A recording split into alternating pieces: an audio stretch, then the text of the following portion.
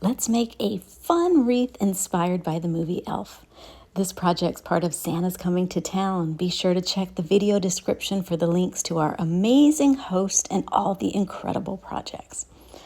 These are some of the things that we will be using in this project. Some mesh, some Poly-Fil Fiber Fill, a variety of fabrics, and the pattern that I will link to.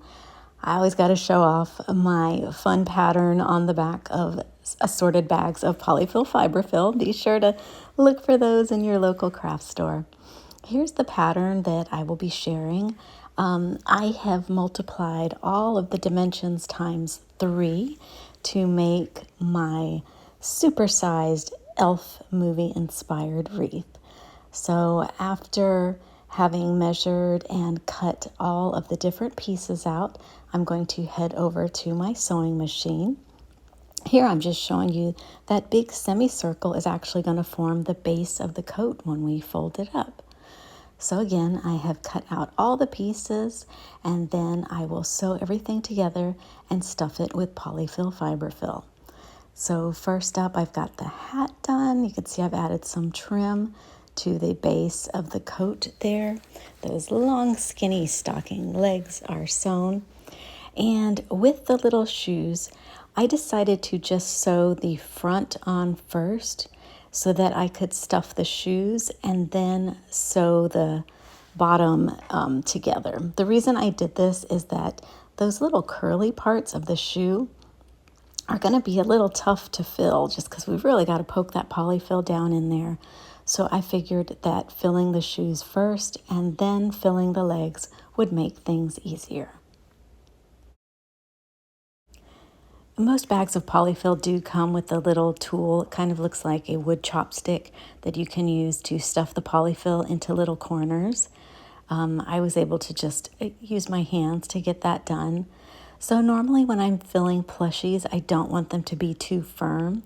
But in this instance, I want those shoes to look solid like shoes. So I'm going to pack them really full of Poly-Fil Fiber Fill.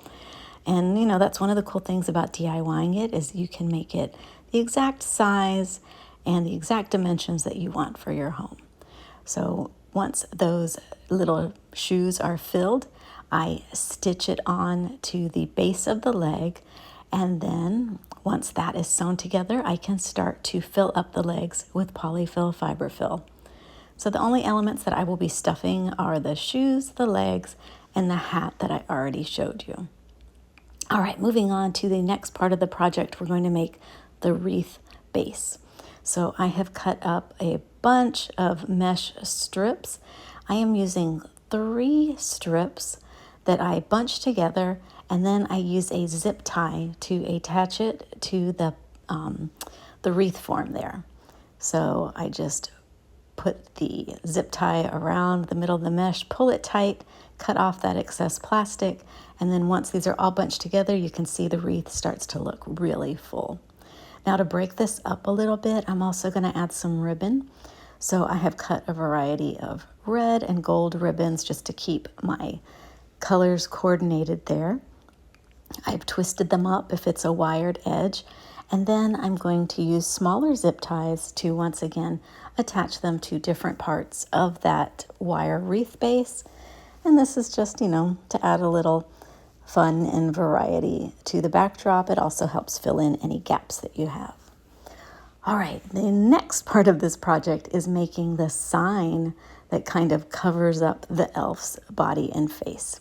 So I have cut some StyleTech Craft glitter vinyl.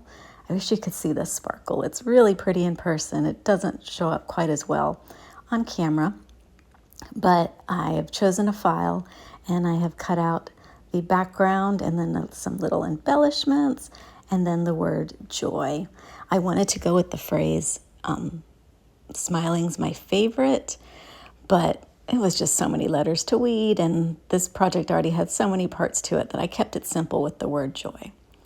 Now I have also cut a wood backing for this, but you could just, use some of your craft wood that you have, or like go to Dollar Tree and just get a Christmas sign that you could use to attach the vinyl to. So after I have weeded all the vinyl, I'm going to use the transfer tape to add the backing and then the different elements until the sign is complete. This project had a lot of different parts to it, you know, the sewing the plushie and then making the wreath and then making the sign. But I really love making my own stuff from start to finish because that way you can make it in the exact color and style that you like. So you could use colors that match your home or your Christmas decorating theme this year. So that sign is done. Now, to finish putting it all together, I have once again cut a piece of wood that has some holes in it. I used my laser for this, but again, you could use some stiff cardboard or some craft wood to do this. And I'm going to staple the base of the jacket on there. Okay, well, actually, first I stapled the legs, and then I'm covering it up with the base of the jacket. And then I'm going to glue some wood blocks on top of that, and then the sign will get glued on top. But first I have to attach it to the wreath. So again, with my trusty zip ties, they're going to go through those holes, and I will attach them to that wire wreath form.